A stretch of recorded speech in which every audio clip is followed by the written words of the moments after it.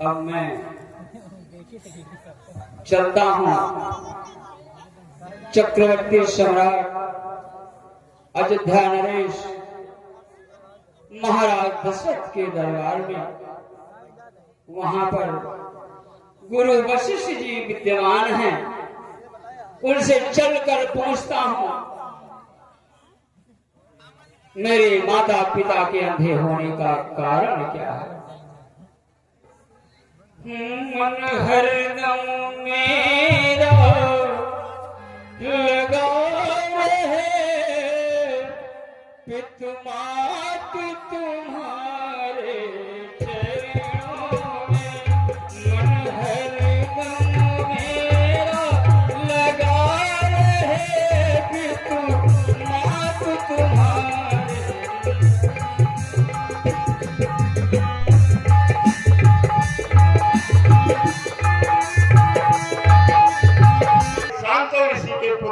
श्रवण कुमार दरबार में पढ़ाने की अनुमति आती है। दरबार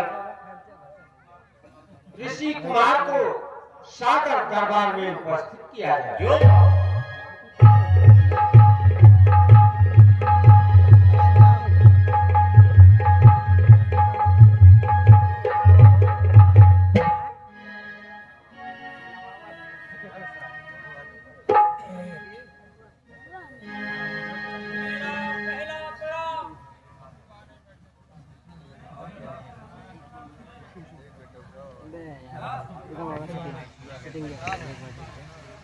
मेरा पहला प्रणाम मेरे माता पिता को जिसने मुझे जन्म दिया है, और दूसरा प्रणाम महाराज,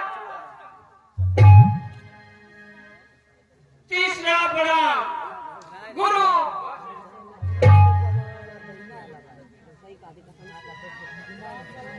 कहो ऋषि कुमार, कैसे आगमन हुआ? महाराज, मैं गुरु वशिष्ठ जी से कुछ पूछने के लिए आया हूँ।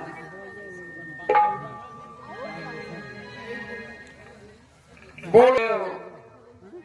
मैं यह जानना चाहता हूं कि क्या मेरे माता पिता जन्मांध थे अथवा बाद में अंधे हुए, उनके अंधे होने का कारण क्या है?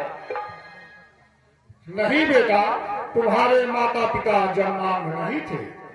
बहुत दिनों तक जब उनके कोई संतान ना हुई तो उन्होंने भगवान विष्णु की तपस्या की।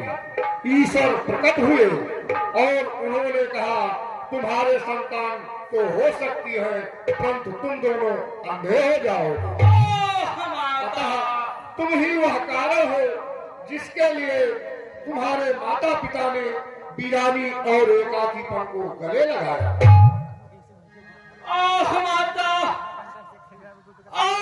पिता, आपने मेरे लिए कितना कष्ट सहा। कृपा करके मुनिवर कोई ऐसा उपाय बताइए कि जिससे मेरे माता पिता की आंखें वापस आ जाए। घबराओ मत बेटा, यदि उपाय पूछते हो तो इसका उपाय यह है कि उन्हें कांवर में बिठाकर सभी तीर्थ स्थलों का तीर्थाटन कराया जाए। तीर्थ स्थलों के मज्जन पान से उनकी आंखें वापस आ सकती। ठीक है गुरुदेव, मैं ऐसा ही उपाय करूंगा।